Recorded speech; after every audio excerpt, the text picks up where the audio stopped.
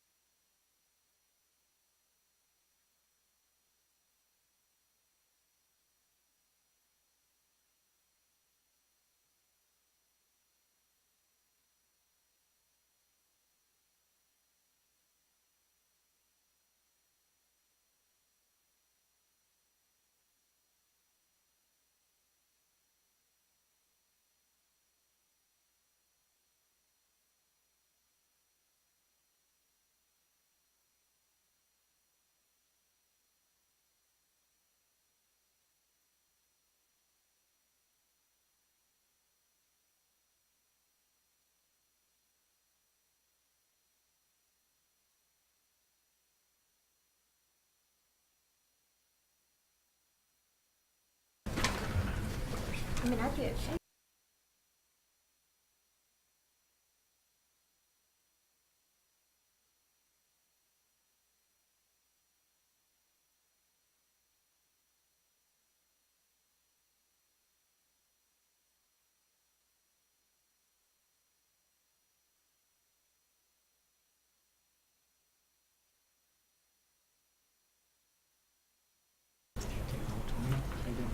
We just took.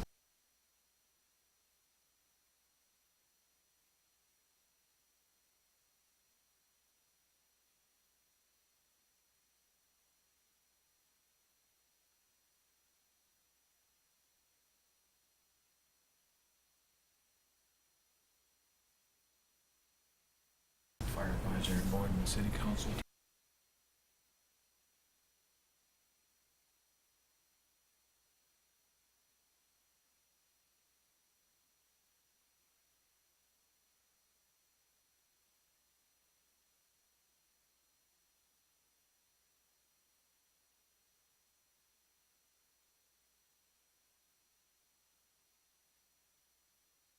As busy as the city at the Board of Adjustment. It's not.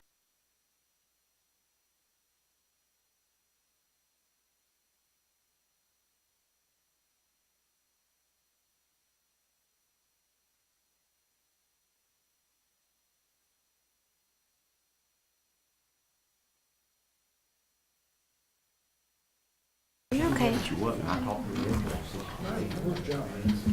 He's back there waiting. Oh, okay.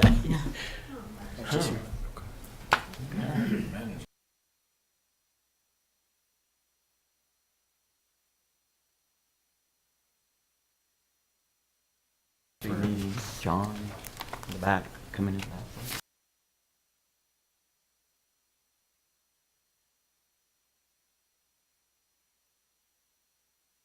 I'd like to call the Board of Commissioners meeting to order. Chairwoman Dalrymple is supposed to be here, so I expect she'll probably be arriving shortly. I'd like to welcome everyone here tonight, and it's like, well, there's John. Never mind. And there she is. Okay, I knew you'd be here. I was just getting ready to call for the invocation, and I see you that you're on there. So, Well, if everybody will stand, thank you very much. I apologize. If we'll just take a moment of silence, thank you.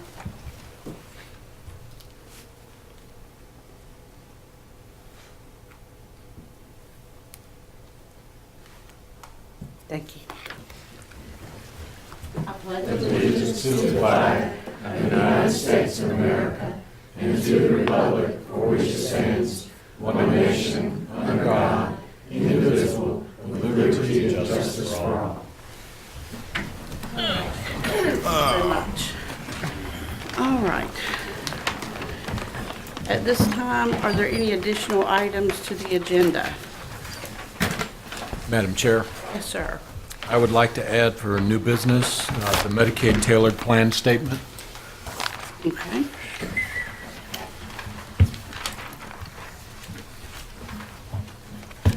Maybe item J.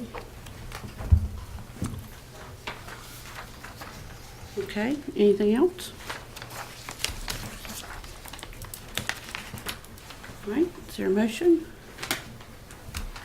Move to approve the agenda. I'm sorry, Or- need a clarification on that? Oh, okay, all right. Okay, I'm just kidding. All right, any questions or discussion? Okay, all those in favor say aye. Aye. Opposed? All right, thank you very much. All right, approval of consent agenda. Madam Chair, I make a motion that we approve tonight's consent agenda. Okay, any questions or discussion? We got one question. Sure. I remember seeing one on there about, the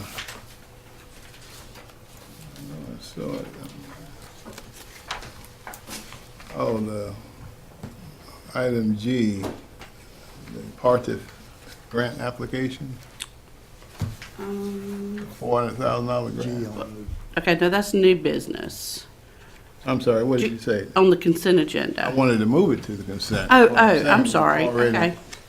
We've already got it in. Right, okay. the G. Yes, G on the new business. Mr. Payne, is that? that's- Okay, I hope it is. Thank you. I could argue with it. okay. All right, all those in favor say aye. Aye. Opposed? Okay, thank you. So G's consent. All right. All right, and then I guess a motion for the consent agenda as amended. So moved.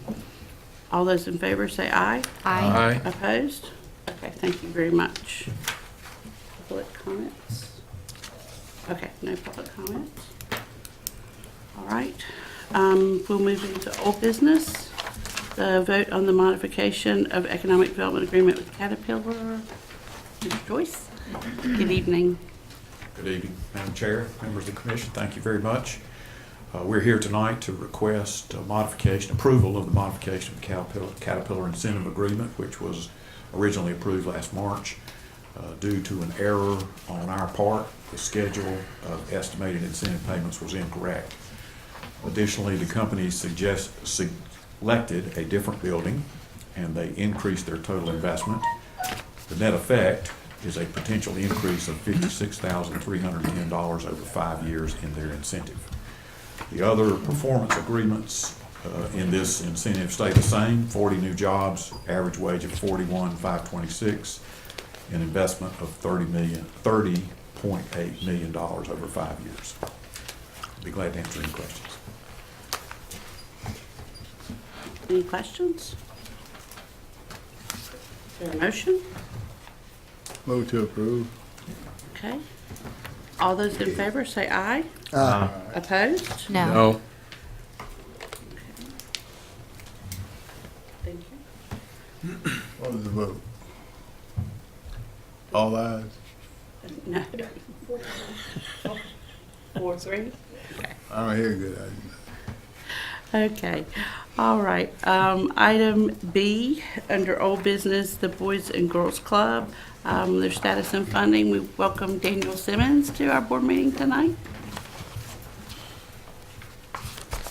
Good evening. Good evening. I do have a presentation here. Go ahead and get that queued up.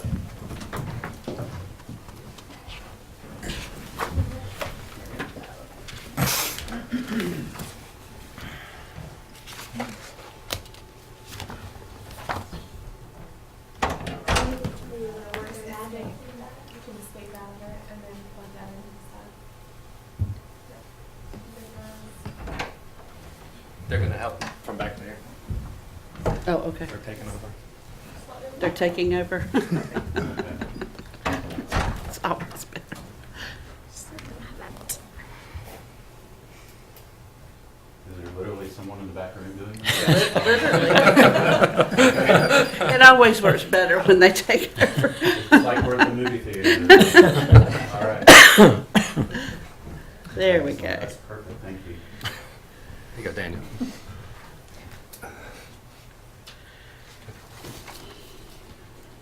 Well, I want to thank you for allowing and asking us to appear and talk about something that's been an issue for us for several months.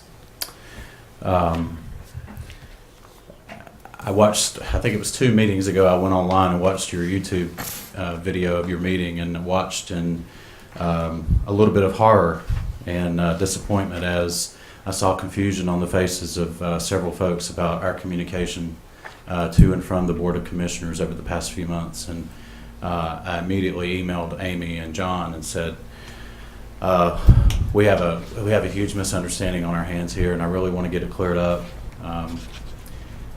Our aim is to have a great relationship with the Board of Commissioners, and we view all of you as partners in our work here in the community, and you certainly have been that for several years. And so hopefully tonight we can answer a couple of the more poignant questions that you have about the closure of the Church Street Club last year, and then talk about the way forward.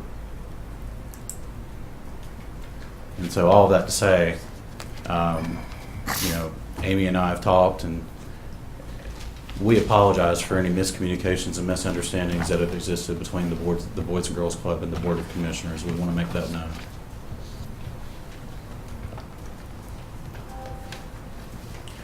So one of the questions that was asked is, how are the county funds used? So the county funds are used to support our transportation services here in Lee County. Our O.T. Sloan Park Club serves all Lee County schools. The kids are transported by 5 of our Boys and Girls Club buses every day after school. We also use those for educational and fun field trips during the school year and over the summer. And since we only have 5 buses, the Lee County Schools actually partners with us and transports members as well with their own buses. We're, with our 5 buses, not able to get the near 300 children that we have in our club every day to the Boys and Girls Club. So we're very appreciative to the school system for helping us in that effort.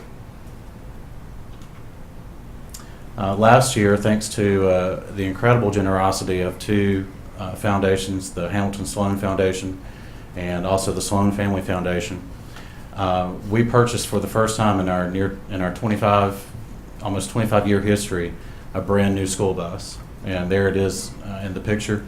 It's state of the art. It's air conditioned. It has places for the kids to put book bags. And I've never seen the kids and the staff more proud of something in my entire life.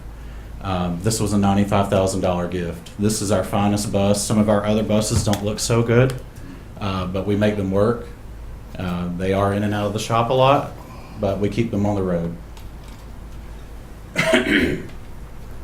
So what I'm providing to you here on the screen is a breakdown of our transportation costs from last year, which comes out to just a little over $34,000. As you'll see, again, this is just for Lee County. We do operate a club in Chatham County, but this is just for Lee County. Our driver salaries are anywhere from $4,100 up to, for our I'm not sure what you would call it, our transportation director, who's also a driver. He does a lot of driving and a lot of maintenance on the buses. You'll see his salary is at $9,747. Fuel is about $5,100. And then the vehicle maintenance, it's $236, and I need to speak to my accountant about that because I know for a fact that we spent more than $236 on maintenance last year. I do believe that's an error. We've had to have buses towed before, and the towing bill alone is $500. So I know that that's a mistake. So we can safely say that at least that in a 1-year period of time, we spend $34,000 plus some change on our transportation expenses. And currently the county, and for the past several years, the county has provided a $10,000 contribution toward that effort. Now, as far as, well, before I go forward with that, are there any other questions about how the county's funds are used for transportation? Okay. Now, I want to talk a little bit about the closure of the Church Street Club last year. It was painful. probably the most stressful thing I've been in since I've been in Boys and Girls Club work. It's not easy. And it was basically our board having to pick between the sustainability and the longevity of our organization and keeping a club open in an area where arguably it's very needed. So what I've provided for you here on the screen are the past 3 years of kind of a high-level overview of our budget, dating back to fiscal year 2016.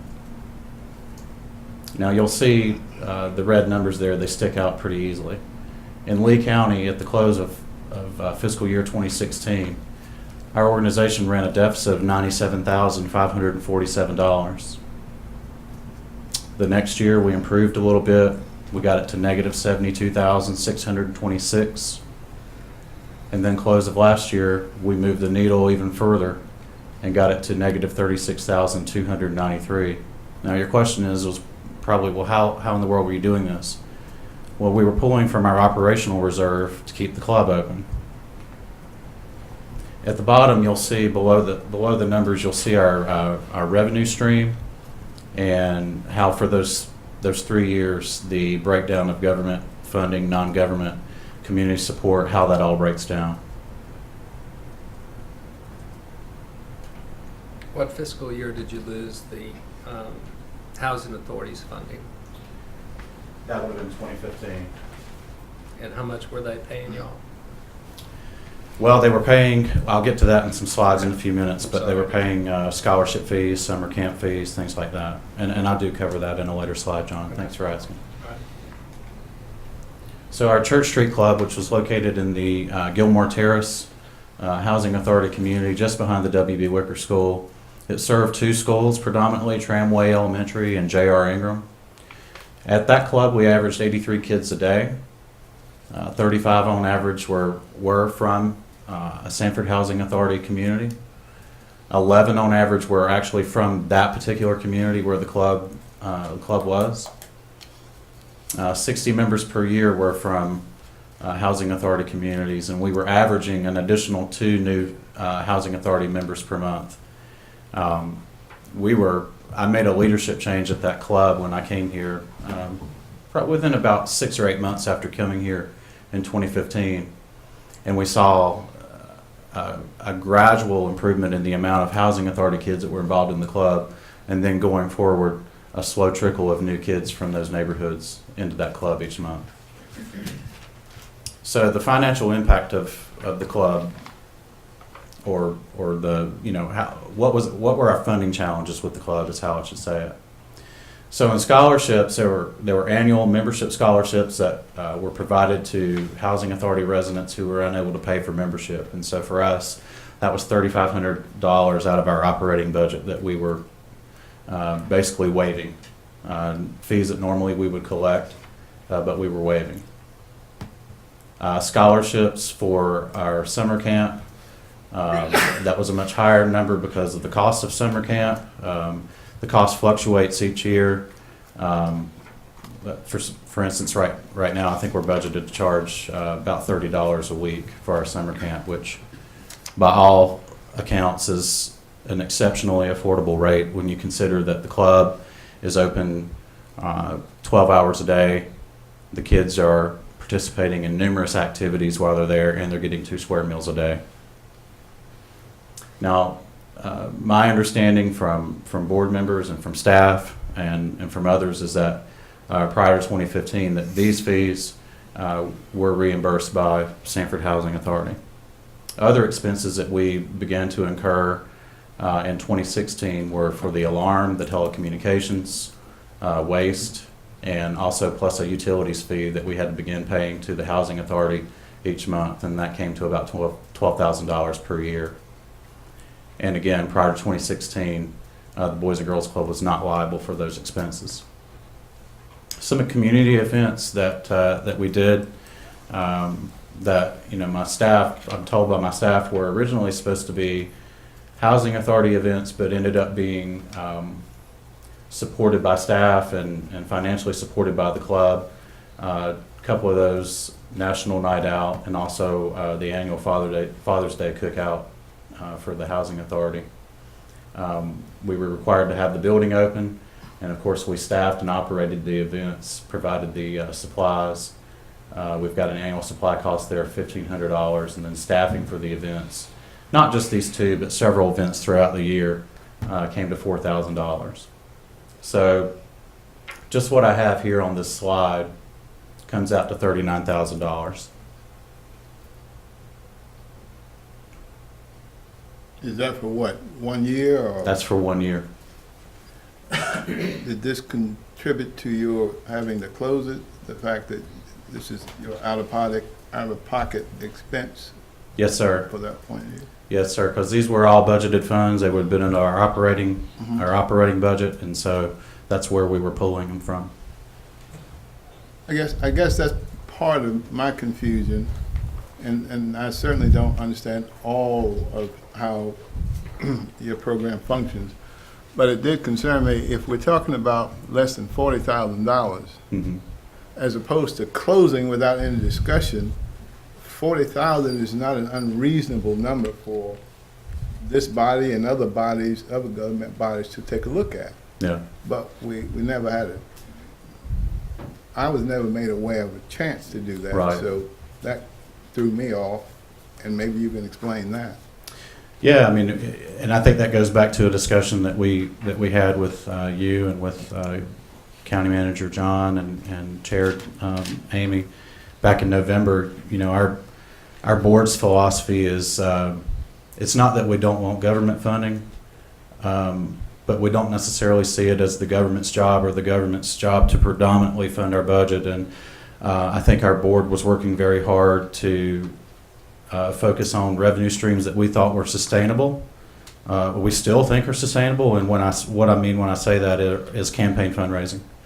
The other thing I'll say is that I know for a fact that my Director of Operations and other staff were having conversations with the Housing Authority Director leading up to the summer last year about possibilities for other streams of revenue that we could try to gain from the Housing Authority, from HUD, anything we could do to keep the club open. And it just wasn't made available. One of the things that I'd like to talk about is I made a connection with a Boys and Girls Club colleague of mine recently in Hagerstown, Maryland, who has a wonderful relationship with her Housing Authority director there. And I asked her, I said, you know, can you give me some details on how your situation works and what the level of support's like? And because here in Sanford, you know, we were told in 2015 that you know, the support that we'd enjoyed for several years in the past was no longer available, and actually may have been out of compliance with HUD policies. And so who are we to question that? I mean, you know, we're not in government work, and I certainly don't know the laws around HUD. But my colleague in Hagerstown wrote me back and said, you know, Daniel, our Housing Authority in Hagerstown is our #1 donor. They give us $100,000 a year, and we get $150,000 in in-kind support from them. And she said, I would love to organize a conference call and put you and your local Housing Authority director in touch with ours and see what you folks can talk about and see if we can be of help to you. And so having that information in hand and I guess knowing that it can be done, I've reached out to Shannon Judd over at the Housing Authority and let her know that I've had this conversation, that I'd like to talk with her about talking with these folks. And so Shannon and I are scheduled to meet on May the 7th. I have let Byron Buckles know about that, Councilman Buckles. I know he's on the board there, and so I've kept him in the loop about that conversation. We never wanted to leave that club. We didn't want to leave that area. I'm hoping that what I've presented this evening financially can, at least from sort of a black and white financial perspective, clear things up somewhat. But the biggest thing I'd like for you to know is that we're working on it, and we're future focused on being back in that neighborhood or being in another Housing Authority neighborhood where we're needed more. We're ready. We want to serve kids, and none of us go into this business to close clubs. We don't. Well, that's what's puzzling is because, how much does the city contribute? The city contributes none. Well, again, had we been invited to participate before you made the closure, again, we're not talking about, I heard at one point 200-some thousand or 300-some thousand. This is a reasonable number to try and save kids, a very reasonable number. One that I think can be duplicated, but not without some kind of invite and explanation of what's going on. That's all this was ever about for me. Mm-hmm. I want to support the club, but I'd like for the club to show that you want our support Mm-hmm. and want our input, not just in times of need, but whenever it's necessary. But I'm hearing you tonight, still not sure that I hear you saying that the government is invited. And the government doesn't want to take over, and I certainly don't want to take over. But sometimes you're at a crossroad and you have to decide what's more important, the money or the children. And in this particular case, I felt very strongly about seeing that if we couldn't work something out for those kids and still want to do that. Well, I appreciate that sentiment, and I will say on behalf of the board, and I do have board member Richard Oldham here with me, and I'm sorry I didn't introduce you, Richard. Well, you have now, so you got But it. any level of government is invited to support us at any level they can. And I will again say, just like I did before at the beginning of the presentation, that we apologize for, and for me, not knowing to come to you, to be quite honest. I've never had to close a club before, so coming to the county to ask for funds, it just never crossed my mind. So, especially since you were already funding us and Right. and presumptively at the maximum level.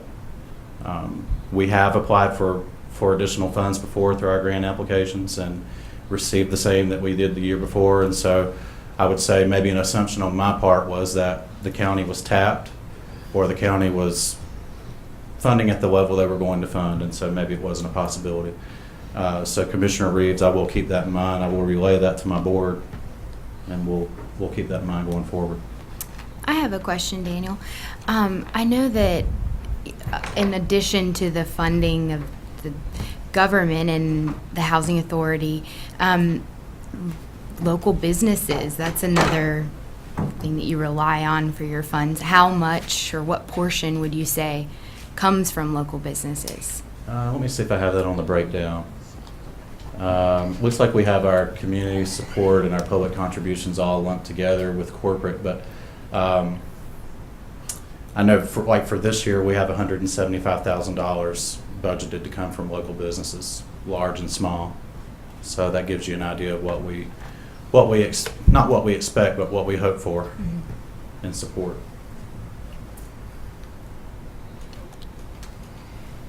In terms of what we're doing right now, we still have the O.T. Sloan Park Club alive and well. In 2018, we had 917 registered members there. Some other stats, 63% of them are from single-parent households. 78% qualify for free and reduced lunch. And then you see the ethnicities at the bottom.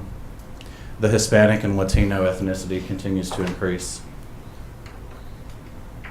Here's where our kids live. One quick question. Mhm. How many kids can you hold in that club? 300. 300? Yeah, we can hold 300 per day. So what you see, like for instance, in the 917, Yeah. that's all of the kids that would have been on our roll at some point in time from January 1 of last year through December 31st. So either for the 2017-2018 academic year, for our summer camps, or they re-enrolled in August for our 2018-2019 academic year. Here where our kids live, I have a breakdown, a map here that shows the commissioner districts and also the city council wards. So when we reset our membership in August, we always reset our academic membership, of course, in August when school starts. We had 359 members enrolled at the club. And so as you can see there, 34% are from Commissioner District 1, 20% from Commissioner District 2, 20% from Commissioner District 3, and then 27% from District 4.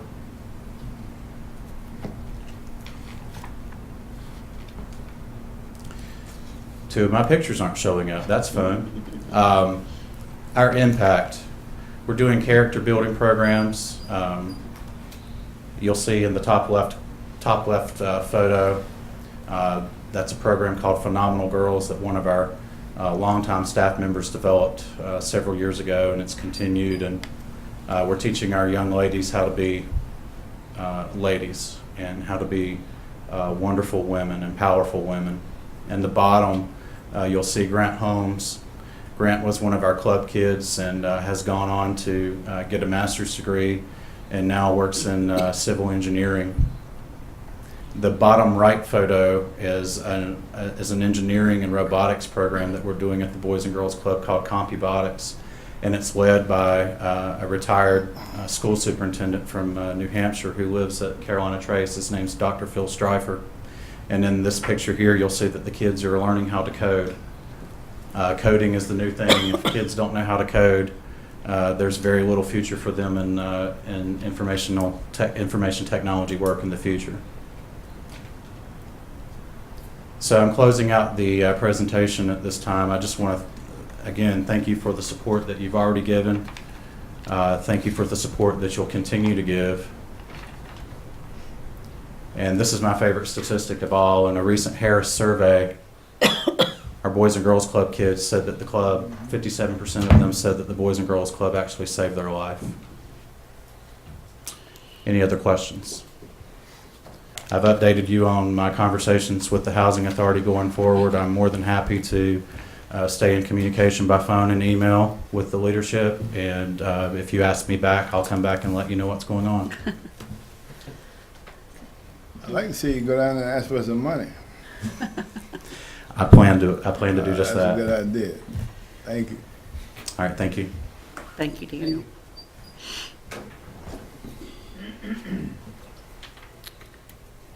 Okay.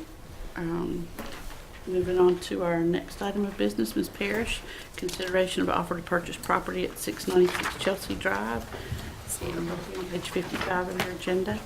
Yes, ma'am. This is a parcel that the county foreclosed on back in 2012. The PIN number is listed 9661623693, and with the amount that's owed on the property is $2,923.94. The current tax value of the property is $35,000. The property is located in Carolina Trace. Wayne Langston, on behalf of Coast to Coast Group, has submitted an offer of $750 and has now submitted his advertising costs as well and paid the 5% deposit. So if the commissioners wish to declare the property surplus, we can sell it through the upset bid procedure, and if the commissioners will authorize staff to advertise the offer and then do the upset sealed bid, and then I'll bring it back to the board after it runs its course and if there's any upset bids. Okay. Move to approve. Okay. Any questions for Ms. Pierce? Okay. All those in favor say aye. Aye. Opposed? All right. Thank you very much. All right. The amendment to the roll-off hauling and front-load dumpster service agreement. Mr. Cherry. Good evening.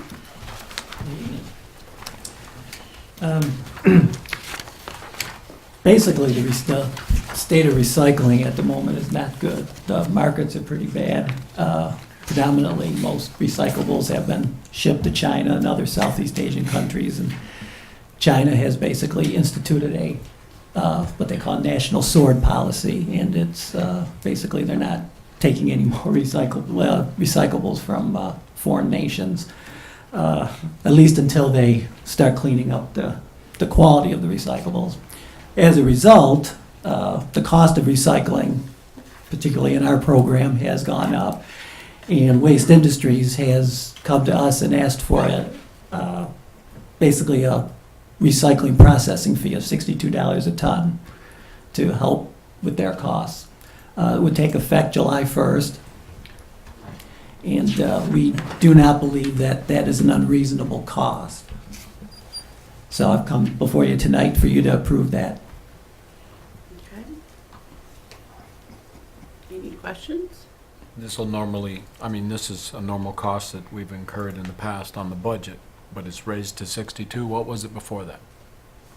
Well, it was basically a lift fee that we've paid. We have not ever paid a recycling processing fee. This is in addition to what we paid in the past. This is a new fee. Mm-hmm. Yes. And so the total impact to the solid waste budget would be $15,674. And in Mr. Cherry's budget discussion, we talked about, how we were going to pay for it. We do have fund balance in that fund that we can pay for it. And I'm going to recommend that we do that for the first year and not raise rates, on the household garbage fee. Because the recycling markets will come back, and next year we'll be able to eliminate the fee. Look at this yearly. So we'll just use the fund balance for a year, watch the markets, see if things change, and then next year we'll come back and we'll revisit this issue again. I can't remember where I saw this special recently, within the last month, about recycling. I actually felt quite guilty myself because I didn't realize that, for example, styrofoam and mixing food in some of the, or leaving in the containers and all that becomes a real serious problem for the people doing the actual Handling. separating. Mm-hmm. And contamination results in a lot of cases, and China and some others said, well, we just won't take it. And if you have nobody taking it, it mounts up in your own area some kind of way. So, Yeah, and that was a Chinese government policy. yeah. And the Okay. companies that are using the materials in China still want the stuff. So Yeah. they've actually started sending people over to the United States to help retool the MRFs and what have you Okay. to hopefully deal with these, and perhaps that will help. Yeah. Okay. The other alternative, and we discussed this briefly, but didn't think it was much of an alternative for us, was to eliminate recycling. And at this point, for us, the $15,000 wasn't a lot of money, but there are communities across the state and across the country who are eliminating parts or all of their recycling because of the cost. And one of the big expenses is glass, and there's really no markets right now for glass. So in a lot of markets, the glass is gone. But Waste Industries is still willing to handle it and still has some market, which you just have to pay to get rid of it. So, but you can see where you pay $62 a ton to recycle it, you pay about half that to put it in the landfill. Yeah, but recycling's better I understand. than But making. there are some people who have bigger. made the business decision I know. to stop. So, but I understand the environmental impacts and space in the landfills. I move to approve. Okay, any more discussion? Okay, all those in favor say aye. Aye. Opposed? Thank you very much. Thank you. Thanks, Joe. Okay, consideration of declaring the house located at 1111 Woodland Avenue surplus and disposing through the upset procedure. Mr. Spivey, Ms. Parrish. Either way. Okay. All the above. I didn't know who was going to go first. Hey, Hey, good good evening. afternoon, everybody. We purchased the properties there from the Swain that we bought for the courthouse, hopefully future additions. There's one house there that Eugene Odom and Sons have some interest in this one small house on 1111 Woodland Avenue. They've made an offer to us for $500, which will include the advertising fee. It's going to cost the county around $2,700 to dispose of it, tear it down and dispose of it. And this will be to our goal to get some money out of it. And I'll let Whitney explain the, Yes, the process will be the same. I have had a couple of people contact me wanting to purchase that parcel, but I've always told them that we weren't going to sell it. I mean, I'm pretty sure they wanted to purchase it and have the house like we do the other surplus property. But after looking into this, we can still declare it surplus and advertise the bid and allow 10 days for upset bid if somebody else wanted to come in and upset the $300 bid. But so if the commissioners want to do that, then we'll just run an advertisement in the Herald, let it go for 10 days, and bring it back if no one upsets it. So The house really needs a lot of work to be inhabitable, and that's why we were going to tear it down. We also plan on tearing down the green warehouse that's next to the water tower. That's kind of an eyesore. So this is, just part of that process of cleaning up that property that we acquired. and they said they would clean up the debris and Yeah, they put said it that they back, would clean it up and also sow it. That's what he's got in his quote here. So grass back. Is that greenhouse not stable at all? El Green, The warehouse? The warehouse. No, it's, No, It's falling down. yeah, I and walked over there the other day and kind of looked around, then I seen signs about trespassing, so I said I better get out of here. But it's about to fall down. It's leaning in and Yes, it's it's kind of got a bad lot shape. of Some of junk the in teams it. actually bought and off. yeah, unfortunately, we can see where some people have broken in, and yes, it needs to come down. And the other houses there too, what we got faced with is probably some asbestos and we tear those down. We got to have proper disposal of that too, so we got some issues with that too. But the Odom Group had shown interest in it, so I spoke with Whitney about this. And they haven't. It was supposed to come by last week, but I won't advertise it until they have submitted their deposit. So it may be next week or so, but. Okay, move to approve that And just, surplus when you property. advertise it, you'll make it clear, it's only the house. Correct. Yeah, not the property as People get well. confused by it. Mhm, yeah. Okay, all right, any more questions? All those in favor say aye. Aye. Opposed? Thank y'all so much. All right, thank you, Mr. Spivey. Okay, item D, resolution supporting responding efforts of the JCPC to the Juvenile Justice Reinvestment Act Raise the Age legislation. And it's got my name here, but I'm going to call on Ms. Pam Glover. She and I have had a lot of discussions and some good back and forth on the issue because it's an important issue. So I will let her kind of walk us through this resolution and why it's important for us. Good evening. Good evening. How are you? And thank everyone. The Raise the Age, as simply as it is that December the 1st, if I know I sent the emails out, and what it is that this actually started many years ago in the General Assembly and Department of Public Safety. They've been going back and forth. But Raise the Age will go into effect in North Carolina on December the 1st. One thing with North Carolina is that North Carolina is actually one of the last states in the United States that is still charging 16-year-olds as adults for certain crimes. And with Raise the Age, our juveniles that are 16 will be still considered juveniles, which means that our juvenile crime prevention programs that we fund will now be providing services, community-based programs for our 16, 17, 18-year-olds. Whereas before they would have been considered an adult and being charged and put in adult probation at the age of 16. So what the resolution is that every juvenile crime prevention council in North Carolina is actually getting, and it is just pretty much support from our county commissioners to the General Assembly, letting them know we know what our JCPC is providing, and the commissioners are in support of us asking General Assembly for more funding. I have been on the Juvenile Crime Prevention Council since 2009, when you were on it, Commissioner Dalrymple. Way back. And way back. And what we receive in Lee County is $161,771 a year. This year alone, we actually, because we're in the trying to fund our programs, because our RFP went out, and we actually, for the last, every year, kind of rob Peter to pay Paul situation, because this year alone, we have five programs that are asking for funding, including our admin budget, which is actually totaling up to over $283,000. Go back to saying how much do we have in Lee County? $161,771.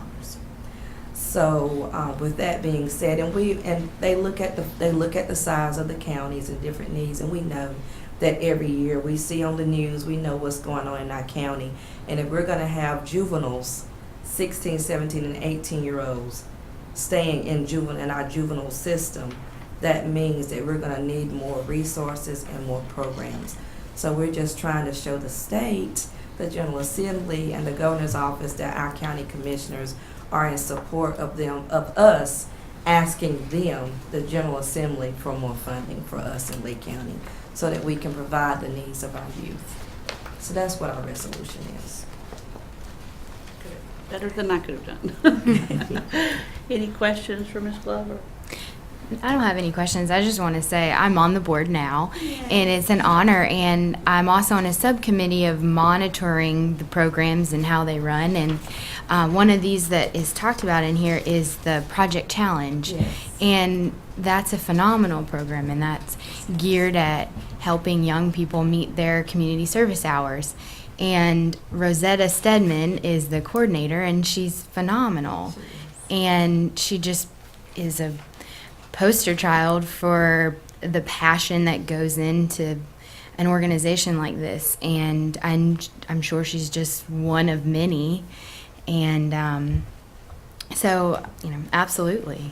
So that's one of the questions we actually, because our program providers actually presented presented last Monday to us, and we had to ask them, if you're not awarded the amount you're requesting, can you still provide the service in our county? And that was heartbreaking for us to have to ask them that, but we don't have enough money as is to fund the programs at the cost. And a couple of them said, well, yeah, we can, we just might not be able to serve as many young people.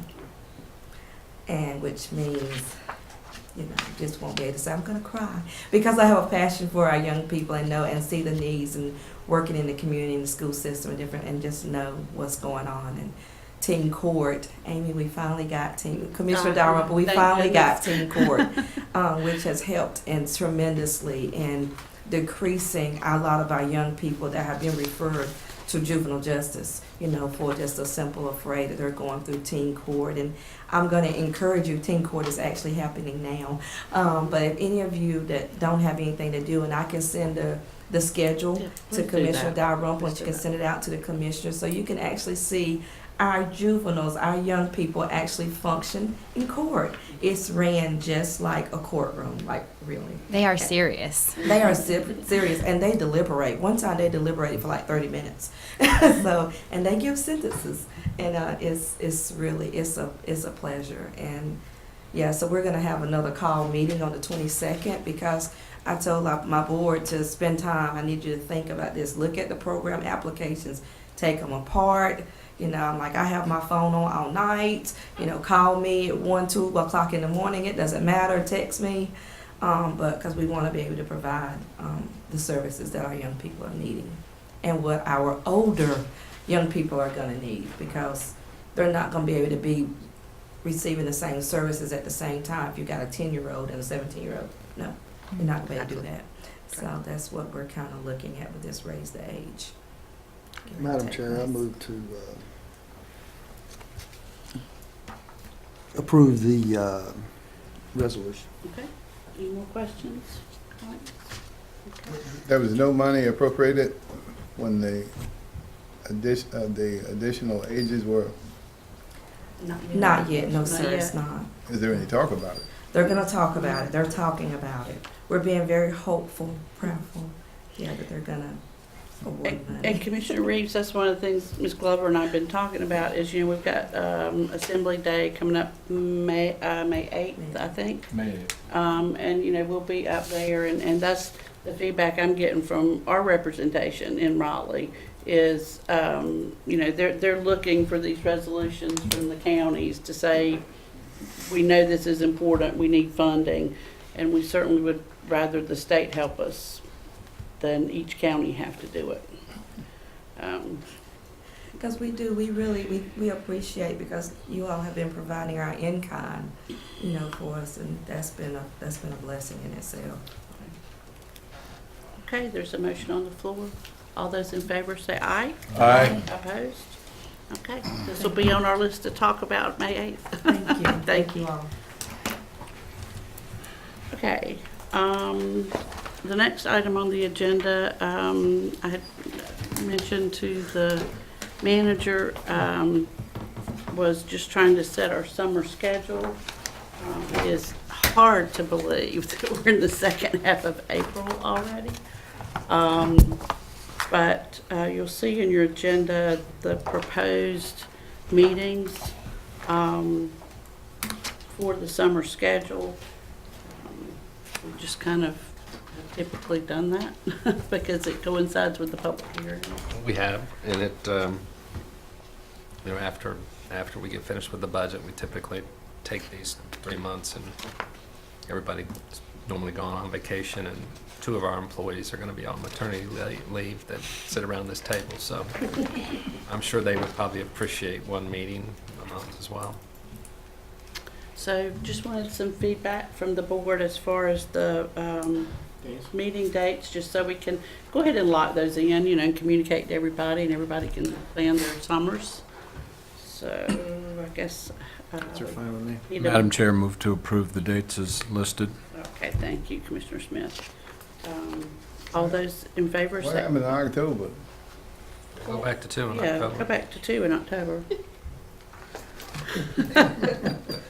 What was that?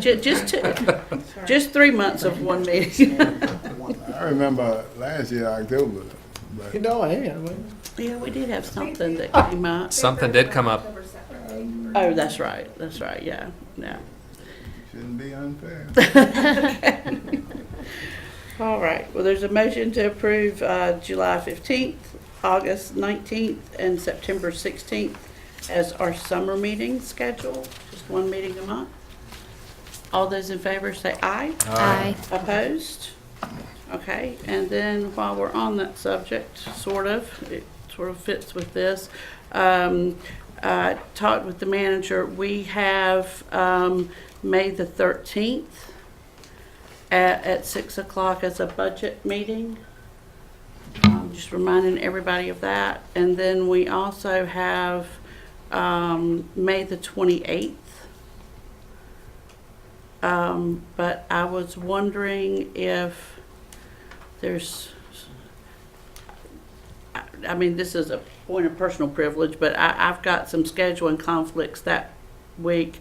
If we would entertain the notion of maybe doing it that Friday, the 24th, if we could do it, during the day or that afternoon. I know we've done budget workshops We're during still the in day. May 24th, you said? Mm-hmm. Okay.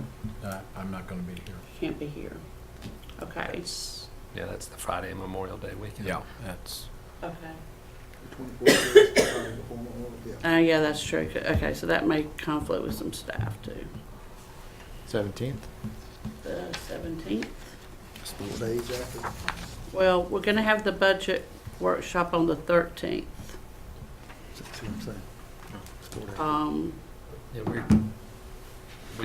we may need a little bit more space after the 15th. Right. I'm not real sure when we're going to get the School board. school board budget. There was an article in the paper about it, and they're still talking about it. So I don't think they're voting until their May meetings now. So Is June 7th pushing it? we can push it as That's far, a Friday. as far as you'd like. How does that During work? the day. Mhm. How would that Works for me. Works for you? Which day did you say, I'm sorry? June 7th. June 7th? It's a Friday, you're off, man. I won't be here. Okay, well, any other suggestions? Let me just let y'all carry the What is it torch. for again? Excuse me? Another budget workshop? The first meeting in June would be the 3rd. June Right. 3rd. Do In it. the past, we've done it before Before the the regular meeting. board meeting. I know that makes it difficult for Dr. Connect. Which day are we discussing? Our board meeting's June the 3rd. Okay. Would we be able to like start it at 4? I'll bring you supper. Food is on the agenda.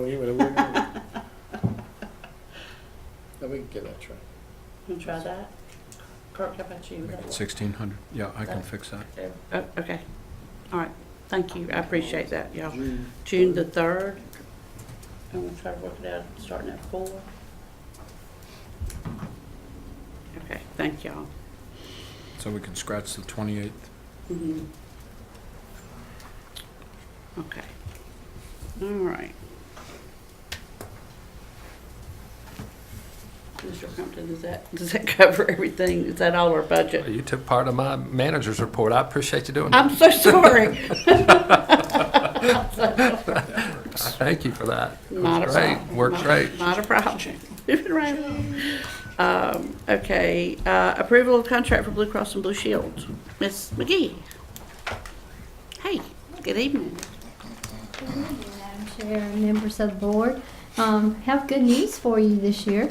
Yes, it was good Have you news. looked at it? It's no increase in our health insurance rates. So that is really, really good. So I would like for you to, I've already given you the abstract, so if you'll look at it, and we want to continue with the same PPO that we have. We're no longer offering PPO to new people coming in. So now everyone is offered the HSA plan. We would like to have the same contributions, $1,000 if the employees are in the wellness plan, and a discount of $25 a month for the PPO plan if employees are in the wellness plan. But nothing changes. None of the plan doesn't change, and nothing changes. It stays the same. We had a nice recovery in the last 6 months. And, we feel like, part of that was the health clinic next door, and then really pushing the health wellness programs through the hospital. So things are working well. I remember being an increase last year. Yes, we had a pretty substantial increase, and we were trending the first 6 months to have another one. And but the last, we really pushed the health clinic and health wellness, and the employees did a great job. And then Miss McGee beat up our consultant and did an outstanding job. I heard about that. And it was impressive. I enjoyed watching it. He showed up to the office afterwards. So. Okay. So, is there a motion? So moved. Okay, all those in favor, say aye. Aye. Opposed? And I want to thank you and your department for all you do, because I finally got the glitch fixed where I'm getting everything Good. again. And there's a lot for our employees to take advantage of, and it makes a difference. Sometimes Makes a it's just difference. creating the opportunity, so I Yes, ma'am. appreciate It everything you does. do. Thank you, ma'am. You're We welcome. enjoy it.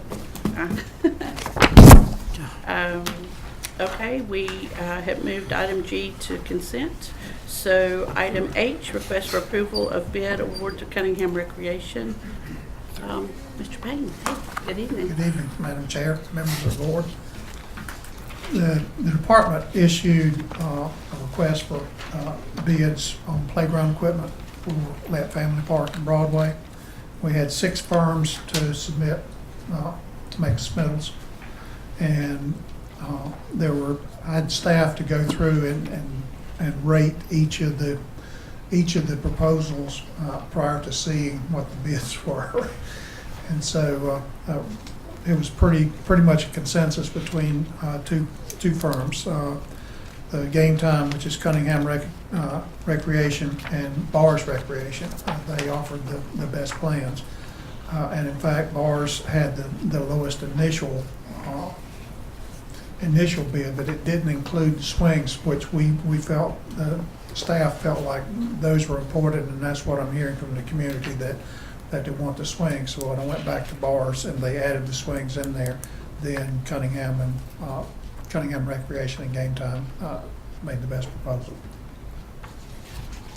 Okay. Any questions or comments? Now, where is this going? Down in Broadway? Yes, sir, Let Park. Yeah.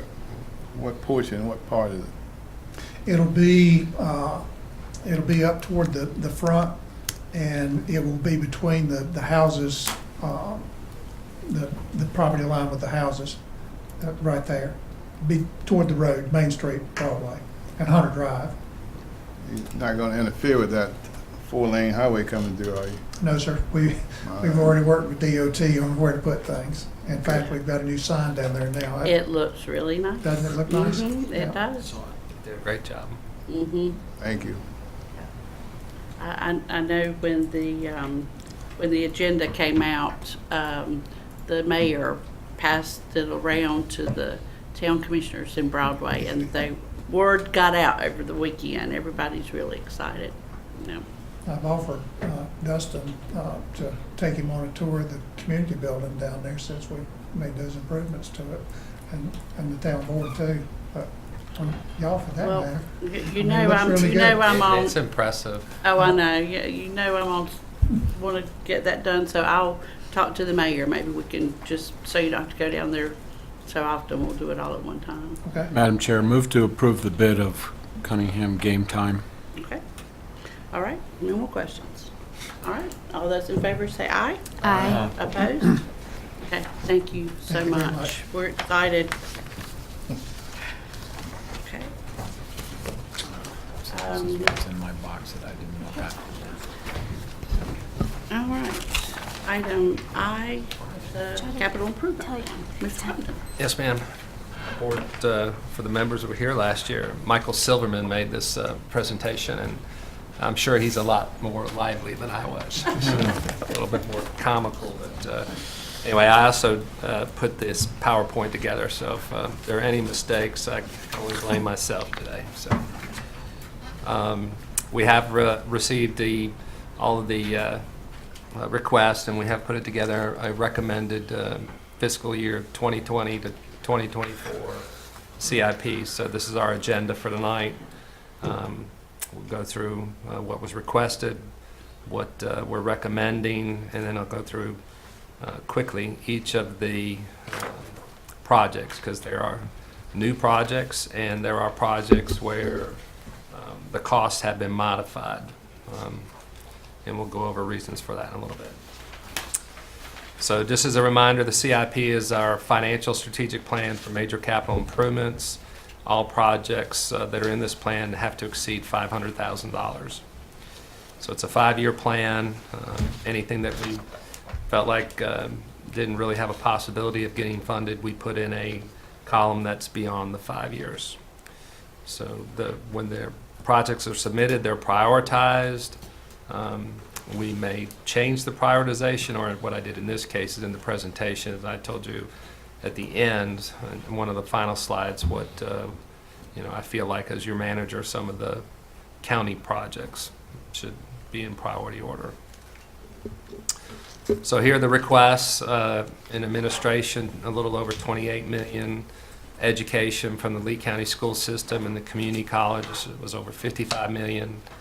Community development, $47 million, and public safety was $526,000 for a total capital request of $131,884.14. That is a record.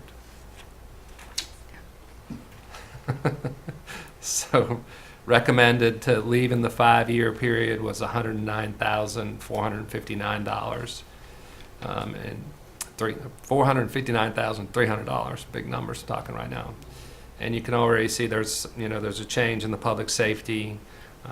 The sheriff had submitted a CIP for outdoor range. Speaking with the college, we were talking about indoor range at the public safety facility. And so we went ahead and modified that, and that's something that'll have to be evaluated down the line, whether we are indoors or outdoors. So in administrations, the first plan is general services expansion. This has been a project that's been in the CIP for several years, and need to get closer and closer to doing this expansion.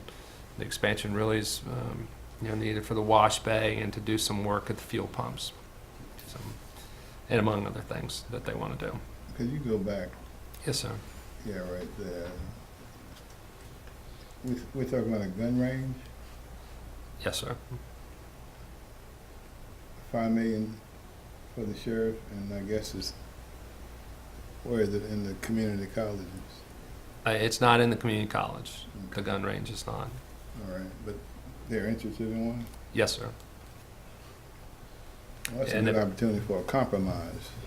Yes, sir, and that's why I put it in there, that they would like to have it out at the training facility, but the training facility is next to The school. Southern Lee High School. And if you were to put it there, it would need to be indoors. So, and indoors is starting to be kind of the way that, folks are going with this because of the lead, accumulation and the ability to accumulate it, plus the ability to simulate situations indoors and not have to worry about weather and that kind of thing. So, seeing a lot more of it across the state. John, if it, So- okay, I'm go ahead. sorry. No, go ahead, go So ahead. the idea is to combine like the basic law enforcement training as well as local law enforcement. We could rent it out, things like that. Yes, sir. Yeah, because I would think, like a lot of the things that we've done in the past, if we could do something in conjunction with the sheriff and the community college, wouldn't that help them be better in line for grants if both of them are applying as a joint use, maybe, or not? I'm not sure they can get grant funding for a gun range, but we'll try. Through Homeland Security? They just put out a whole lot of money hadn't for heard of that. grants. Haven't Yeah. heard of that. I know we just got a COPS grant application, but mainly for deputies and that kind of stuff. So I'll check into that too, because that was something they told us when we were in Washington, was some more money available. So, okay. All right. No compromise, nobody wins. That's right.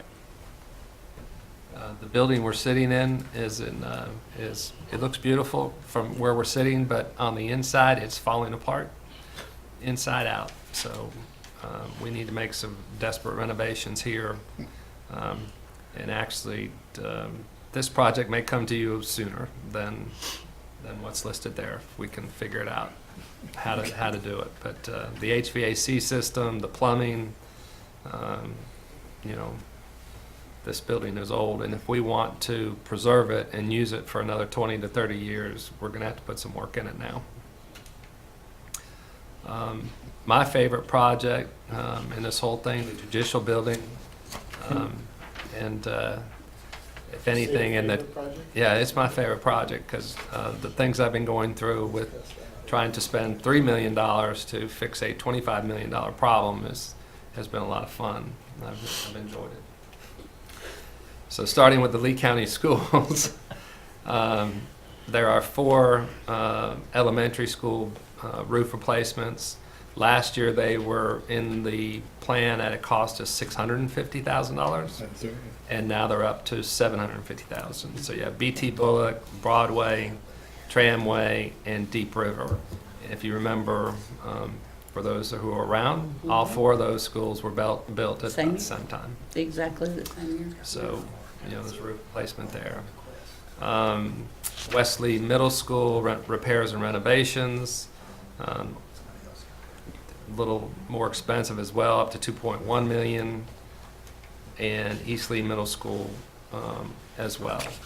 So those first 6 projects for Lee County Schools, if the state were to either pass a bond referendum or do the pay-as-you-go, those projects would qualify for those funds. So cheering on both the Senate and the House to one of those plans to pass. Southern Lee roof replacement. I think we discussed this a little bit last year. They didn't get a lot of life out of that roof, No, they did not. That's cool. and it was in the plan for $700,000 11, 12 years.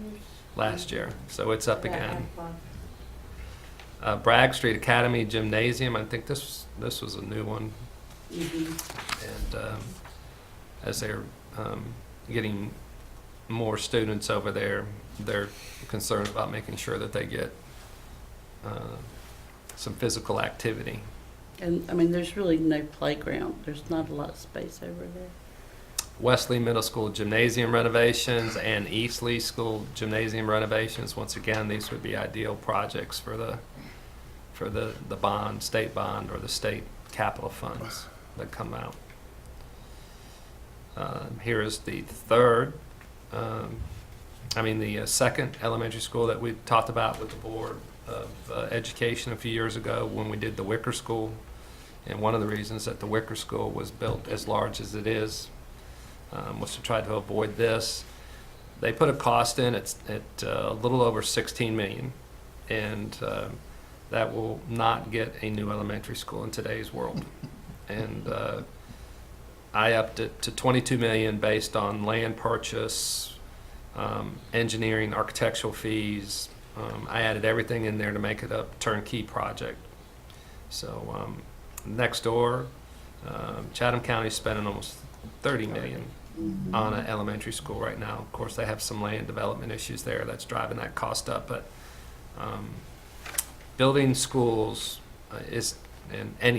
building anything right now is getting more and more expensive and more difficult to do. Southern Lee High School auditorium, it's been an ongoing issue since Lee County High School's renovations of their auditorium. And of course, then now they want to finish the renovations at the Lee County High School auditorium. So quite a bit of money there. And then the last project is Southern Lee High School generator upgrade. The current generator is at Sand Lee. We take care of a generator at Sand Lee Middle School. So if this generator is big enough, might be able to get grant funding for it and have it as a backup for emergency management purposes. And then the community college last year did not have a project in the budget after we had funded all of theirs, and they have come to us with a library and classroom building. The classroom building would be for the Lee Early College and get them in a brick and mortar facility. And actually have been discussing with the community college doing a joint library. And that $14 million will not be enough to cover all of it if we do a joint library. Community development, this is phase one of OT Sloan, Horton Park, and Kiwanis Children's Park. I lumped them together since they're all under the same bond. And so that $1 million, almost $300,000 is from the bond proceeds. Multi-sports complex, which we've been talking about, and we had a meeting on Friday, and it was a bunch of people in there pretty excited about the sports complex. So that is in the plan. And there is the library expansion. And I just note there that this project can be combined with the community college library and classroom project. Sheriff's office firing range.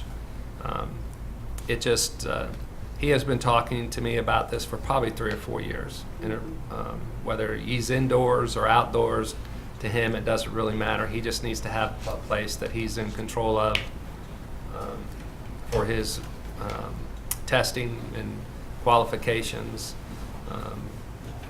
Using the city's range has been great. You know, we enjoy our partnership there, but anytime we use their range for liability purposes, they have to have somebody out there. And it just makes it difficult to coordinate that timing. And so he's been asking for this for quite a few years, and maybe there's a way we can get it done for him. So as a summary, the total requested last year was a little over 73 million. As I said, this year we're up to 131 million. Ongoing requests have been increased to show the increased cost of construction, and it's anticipated current growth in the county will impact the requests going forward as well. So as we don't fund projects, they just get more expensive and they accumulate more. So requesting agencies in most cases are underestimating the true cost of the projects. Obviously, that's probably a trick to try to get them funded. And then we get into it and say, oops, we don't have enough money. So I tried to adjust it to have more realistic picture for the commissioners. And so if I had to, you give my top 5 recommendations, the first would be the judicial building, sportsplex, library, firing range, and then the renovations here. So not necessarily in that order, but, you know, those are, we have spent, and just, not that I'm whining, I don't want anybody to take this as whining, but we have spent a lot of money on schools since I've been here, 12 years. And we have done major projects for schools. And we have let a lot of our projects go. And we need to fix this building. And it's going to be a priority. And everybody knows our library is inefficient and doesn't have adequate parking. And it's very difficult to run programs in there right now. So we have some issues that we need to address. And I hope the board, as we go forward, we will start addressing our issues and make our issues just as much of a priority as education. So I'll be happy to answer any questions. I had to step out. You got the sports plex up there. Now, which sports plex is this?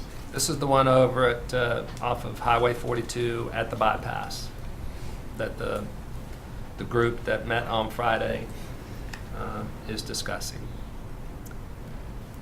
I wasn't at that meeting. Who's gonna give us I would, but I had to leave. Okay. I'll be glad to. Well, I don't have the plan with me. It's hard to do it without the plan, but Well, we should have one for the entire board. yes, I'll be glad to get. Presentation for the Yeah, entire we, board. we can do that at the next meeting. I was thinking about that. It's like, you know, we Glad to do want it. to join everybody united. I'm like, well, we haven't even presented this to our board yet. We Right. can't be united on something we haven't presented to the board, so just tell me what kind of money you're talking about. a lot. Mhm. But, I knew that when you Andre hadn't and told me. I knew something was up. Andre and Cameron and I are on that committee, Robert. Beg pardon? Andre and Cameron and I are on that committee. Oh, Lord. And if they're ready to, I'm ready to make a presentation to the board. It's only 25 minutes. Only what? 25 No. minutes. I know I didn't hear that. It's 25 million. Not for me. I'll be happy to answer any other questions. But maybe, Crazy. Ooh, Doc. that's what we had hoped would be maybe at our next meeting, or the first one in May, we'd give a presentation. Let me ask this question about your sports complex. Are you talking about the other complex that are going up around us in other counties, like in Wake County, for example? As an example. It would be yes. similar to Similar. Holly Springs. Yeah, similar sir. to Holly Springs, but No, I'm talking about in terms of competition. Are you looking at the one they're proposing up in North, yeah, I mean, yes, we're aware of all the other ones. $1.5 billion expansion up there for? I mean, where are we gonna draw from to pay for that sort of stuff? It's in the report. Yeah, yeah. I haven't seen I'm your- going to bring you the report, Okay. May 7th. It's, Yeah, it's just like the Six. Mueller report. Let me see the report. he doesn't want the I redacted won't have version. anything He wants- redacted. Won't have anything redacted. All right, I'll take your word. Yeah, okay.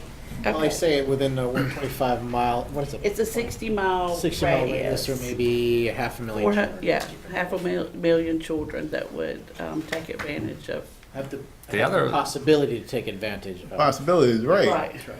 The But other a lot of it's issue, local, yeah, too. the other issue you have is there's going to be a lot of local play on the fields. The local play, if That's the grandchildren are all soccer nuts, and having going over to the Lions facility is nice. The only problem is, it's a parking lot. The fields are not in the best quality. But yet, if you go out there on a Saturday morning, it's busy, absolutely busy. So I mean, that's what you have to balance, you know, as we were talking about local needs and how much do we want to get into the other game or not? And I think that would be a great discussion. Mhm. That's right. Okay. Madam Chair, I'd like to recommend that we follow the manager's priorities for the upcoming CIP. Okay. Right now, as a list of your priorities, Yes, sir. what? I just saw the sports complex is number 2. They're not in any order. That's high. Yes, sir. I had, Well, I let's had five. get the motion right there, if it ain't in order. That's what, I think Mr. Crum said it weren't in any order, right? You said they're not in any particular order. I just put them as the top 5 for Well, put that in the motion. That's fine. I amend my motion to add the 5 immediate needs for Lee County government as the recommended priorities for our CIP. Thank you. Do we have a? Do we have a? Pardon? Did you get it? Okay. Okay, I understand it. all right. I better understand. No, and they're not listed in any order. Okay. Okay, all That's- right. Any more discussion Do we? on that motion? I'm Do we have to good. have a public hearing on the CIP? Not sure. We have in the past. Right. I don't know if We there's will have requirement. we will have a Sorry. public, and all they've done is that would be their modification. Yeah, we're setting it. Yes. Oh, okay, maybe I just misunderstood. Sorry. No, You got nervous? I just wasn't sure of it. Yeah. Sorry. Always good to question what we're doing and make sure we're doing it correctly. We have one Sorry. before we finalize the budget. Okay. Okay, all those in favor, say aye. Aye. Opposed? Okay, thank you. Just one more piece of the puzzle as we move toward June 30th. Okay, Commissioner Madam Chair. Smith, the Medicaid, yeah. Yes, sir. It's right here. I had the opportunity to attend the Medicaid conference on the transition to the regions as we had from Chief Executive Officer Victoria Witt's presentation, and Angelina and I had the opportunity to sit in all day Wednesday. Unfortunately, we had a little disturbance with the explosion. It was rather a somber event, having to hear something that I've heard many times before in my life, that being what it is. The tailored plan position that I had sent to everybody, and it was at the behest of all the other counties asking for input to submit to the NCACC on the tailored planned regions. And our statement is based on supporting that, and it says Lee County is a constituent county of the Sand Hills Center catchment area. We have enjoyed our close working relationship with Sand Hills Center throughout the years. We share their interest in significant county participation in the behavioral health system that serves our communities. We share their position on tailored plan region design and would like to continue our participation with the Sand Hills Center as they transition into the tailored plan for North Carolina. The conference we attended was mostly for the standard plan for everyone else. And the 2 regions that are going into effect, as we received in that briefing, were the 2 northern regions consuming Winston-Salem to Wake County. And we have a wonderful little timesheet line that I sent to everybody. And just to let you know, one of the things I got from the conference was quite specifically, there's a lot of moving parts in this, so anticipate challenges. And that was what was presented to us for most of the day. The highlight of the day, and I sent the comments through Jennifer, the highlights of the day were the 5 contracted providers, and they gave, most of them were their executives that were there, and the phenomenal answers, and they were all pie in the sky in many cases, generally speaking, and they all understand we're going to anticipate issues, we're going to anticipate challenges, so they're set to do that. And then this calendar here of how they're going to put things into order. It's going to be busy for Department of Social Services, the Health Department, as well as our LME MCOs. So, other than that, any questions? How did you feel when you left the meeting? I'm kind of looking at paper. Well, I know Angelina and I spoke, and I I'll said get your report tomorrow. it was relatively pie in the sky. Okay. They're going to be challenges. And it's going to be the first 2 regions, when they initiate, they'll work out the bugs, and by the time our region flows in, it might be a little easier. Okay, any questions? Yeah, thank you very much for that report. This is Yeah. Need- concerning for sure. And I'm moving that we adopt the Okay. position statement Okay. representing Lee County with the LME MCO Sandhills. Okay. Any questions on the position statement? All those in favor say aye. Aye. Opposed? Okay, make sure we take care of that tonight. Thank you, Commissioner Swin and Ms. Noel for attending that.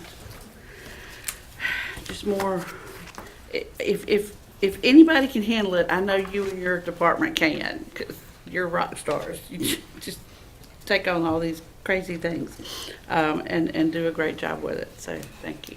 Okay, Ms. Mentor.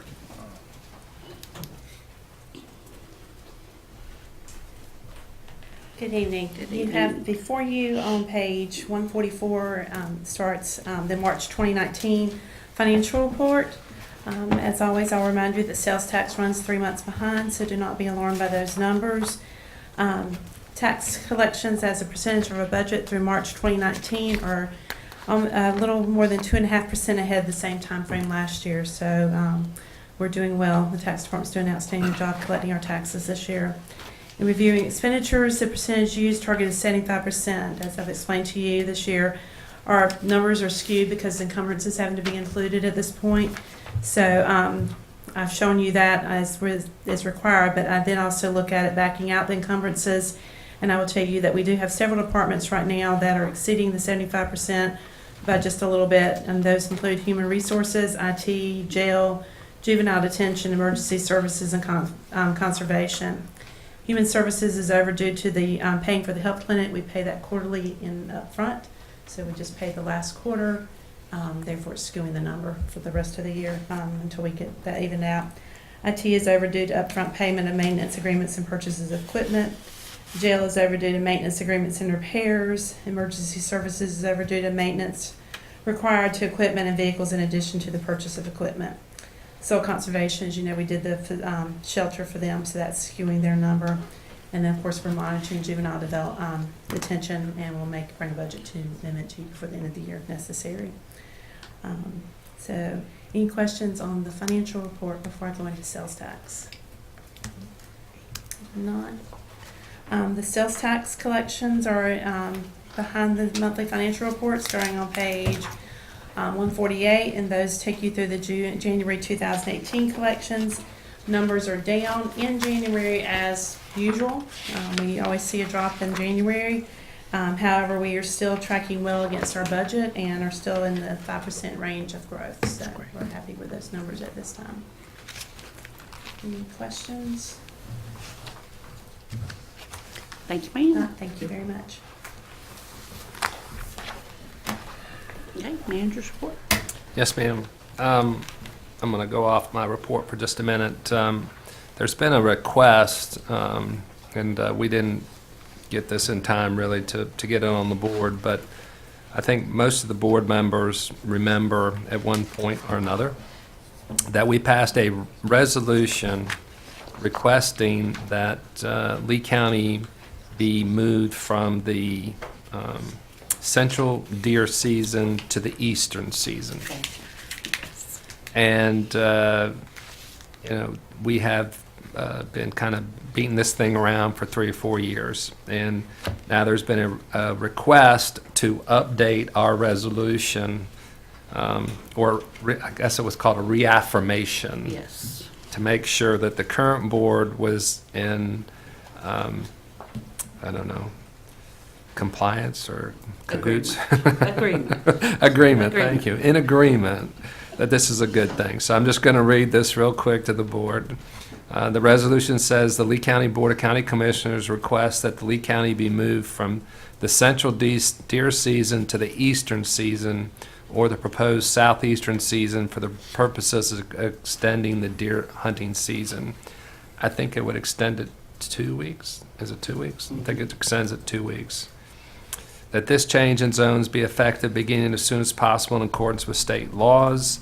All laws, rules, and regulations that currently pertain to hunting deer in Lee County continue to be enforced, even with the change in deer seasons. No hunting will be allowed on county property without the written approval of the Lee County Board of Commissioners. The clerk is directed to forward copies of this resolution to the executive director of the North Carolina Wildlife Resources Commission, who actually turned this request down. Senator Ronald Rabin, Representatives Robert Reeves II, John Sauls, and City Council and the Town Council Broadway. Representative Sauls has agreed to take this and run this as part of another bill if we will reaffirm this. Madam Chair, move to reaffirm the resolution proposing to move our hunting district from one to the other, east, Okay. Any questions? deer season. From central to eastern, I believe it is. No. Just concurrent with everybody around us, right? Right, exactly. Okay, all those in favor say aye. Aye. Opposed? Okay. If you see the amount of them on the side of the road, which I know Commissioner Smith sees where over our way, but, I have a picture of filming of them when I stopped in the highway and they just went a whole yeah, road they're on Lower River Road. they're starting, I'm starting to get complaints from citizens about, can they just shoot them anytime? I'm like, no, but maybe this will help, so. If that- they're destroying your crops, you Well, can't. True. But you better have a large crop. Yes, exactly. Thank Okay. you for allowing that to Sure, occur. thank you very much for taking care of that. I'll figure out what we need to do tomorrow. We'll figure it out. All right, courthouse renovations. I pretty much have heard from everybody except the Bar Association. The bar has established a committee to review the plans. I'm expecting to hear from that committee anytime. In the meantime, Vernon Stewart, our district attorney, has requested to appear before the commissioners on May 7th. I attached a letter, or I guess it's really an email that went from his office to a gentleman who works for the State Buildings Department, and showing that their concerns about potentially being moved to the historic courthouse. So it's an interesting dynamic that you have. You know, some folks want to be somewhere, some folks don't want to be there, and then you have some folks saying, you know, these people shouldn't be there, and all these kind of things. So it's very interesting. And, Well, when probation and was they're at gonna- the and historic they're- building, and- there was nobody coming to talk to anybody about concerns. Well, you ain't got on the board then. Well, this is their workplace, and I think we, you know, I have listened to it all, and at some point, we're going to have to make a decision to move forward. And Mosley Architects has been very patient with us, and but you're going to have visitors on May 7th to talk about the plans, and I will make sure you have a new set of plans in the agenda packet so you can see them, and they'll probably be larger, and so they'll probably have to be stuffed in here.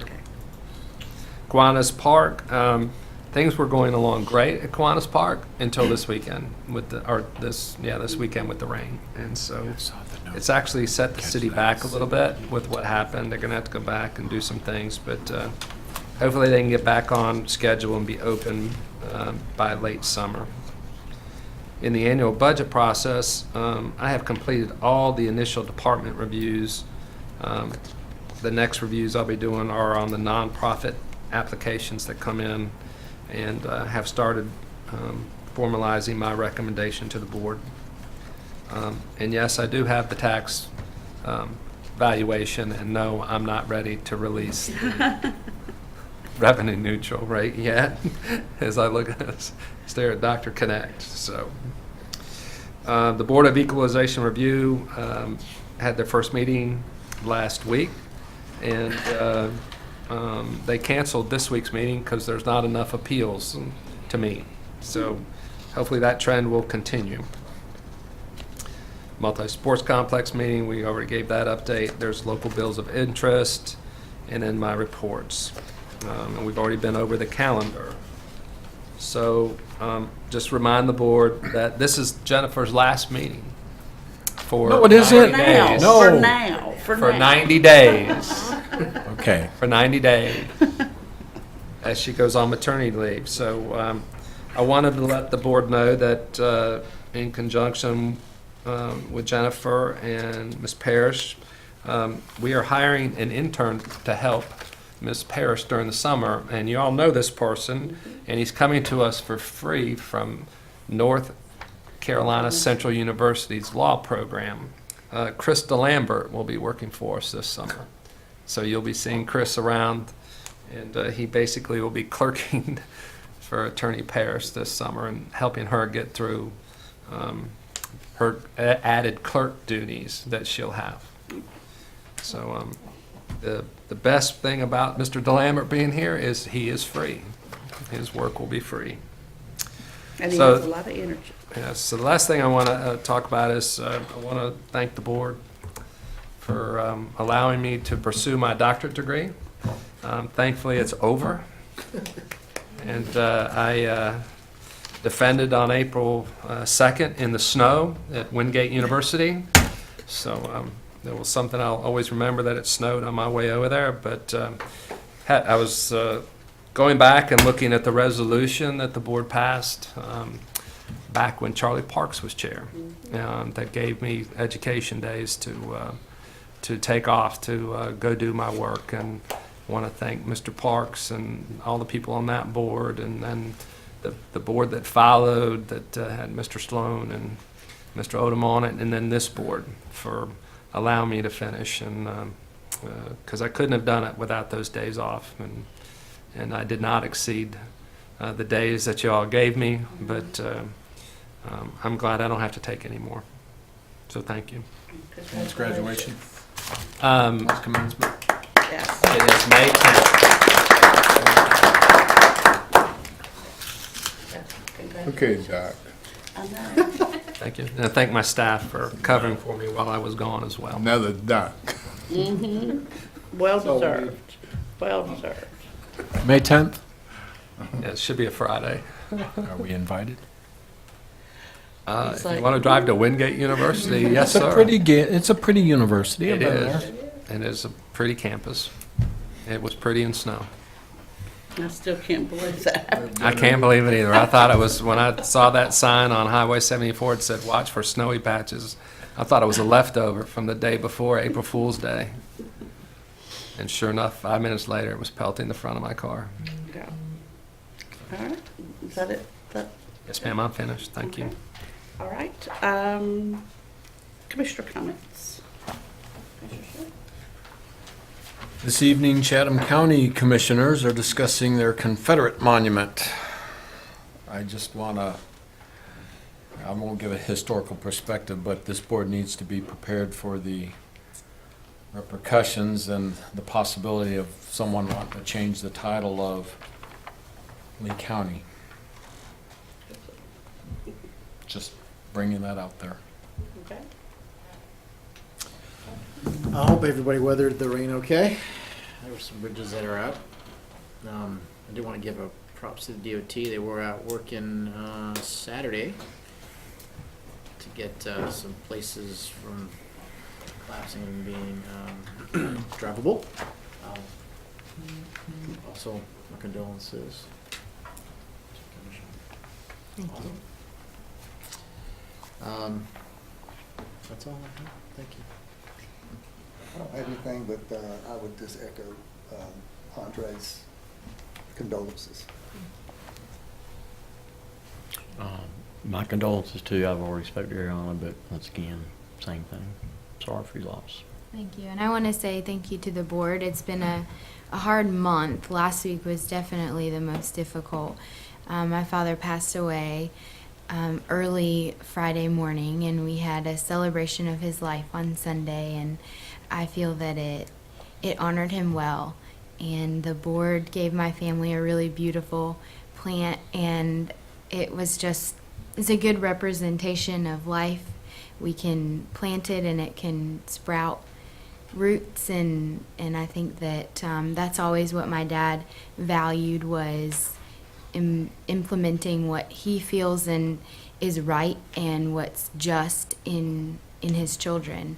And I just want to say that even through this difficult time, it was really important for me to be here tonight because I do have a responsibility and an obligation to this board and to this county.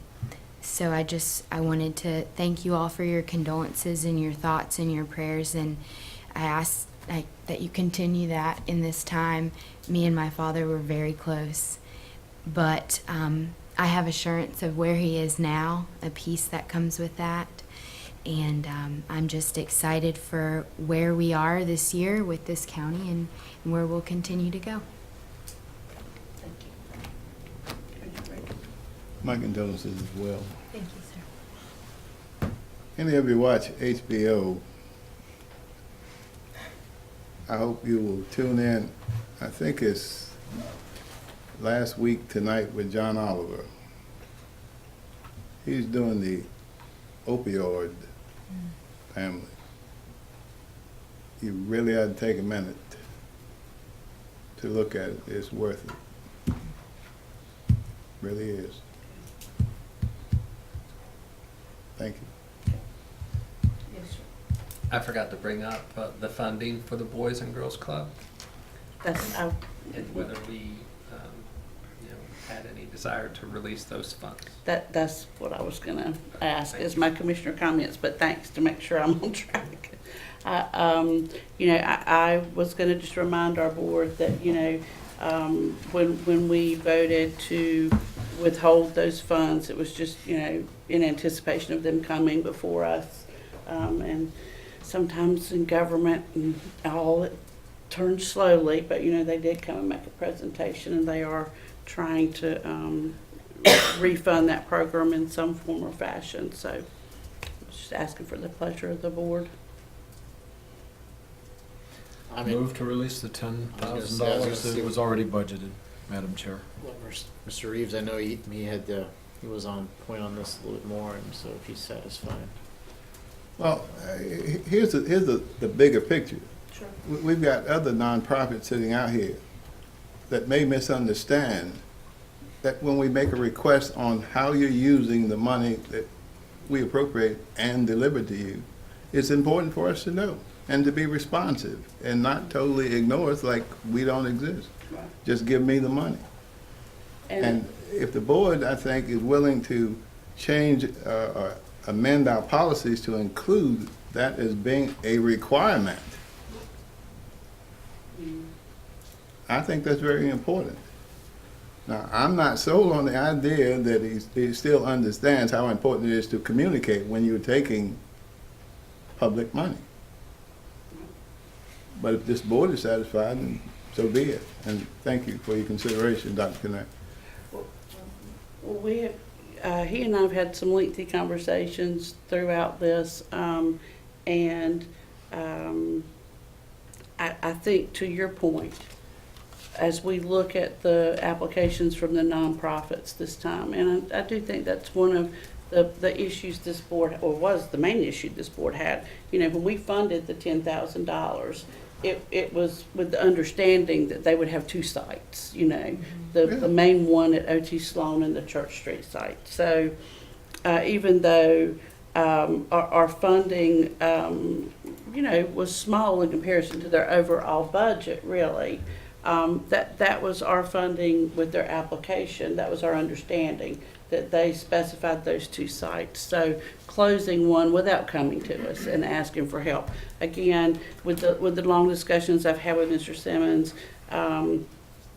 sometimes you don't know what you don't know. He'd never had that happen before.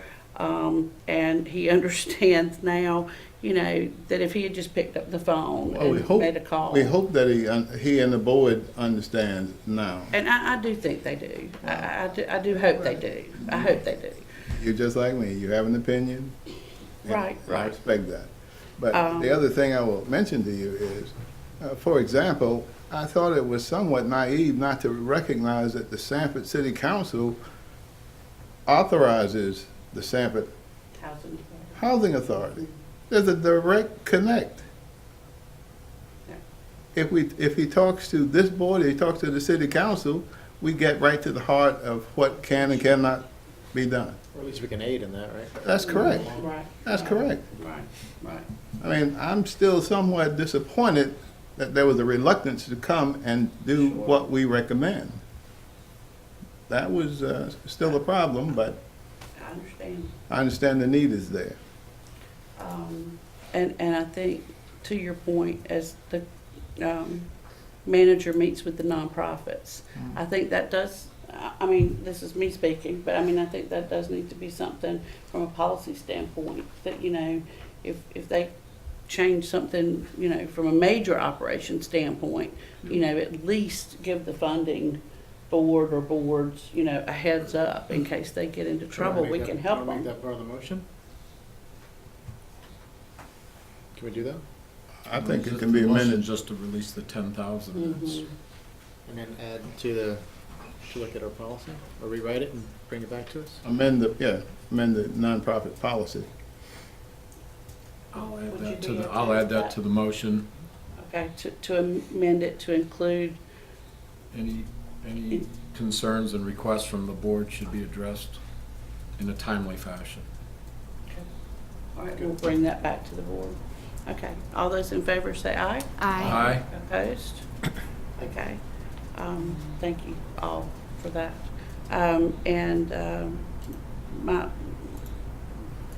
After business taken care of, we're happy to see you here. And we do feel for what you're going through. And you've been in our thoughts and prayers. But knowing your dad and knowing you since you were a little younger than you are now, you know, I'm not surprised. He would be very proud that you're here tonight. And That says a lot. I don't know It if I would does. have been here. it does. But you're a lot like your dad. You're tough and strong, and we will keep you in our thoughts and prayers. But we're definitely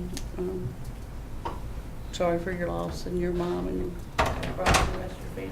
So, Thank you. just holler if you need something, though, because I understand it's an adjustment, one that none of us like to go through. But glad you're here. Okay, well, with that, we need a motion. Madam Chair, I move that we go into closed session per North Carolina General Statute 143, 318, 11A6 to discuss personnel matters. Okay, any questions? All those in favor say aye. Aye. Okay, we're now in closed session. Everybody take a little break.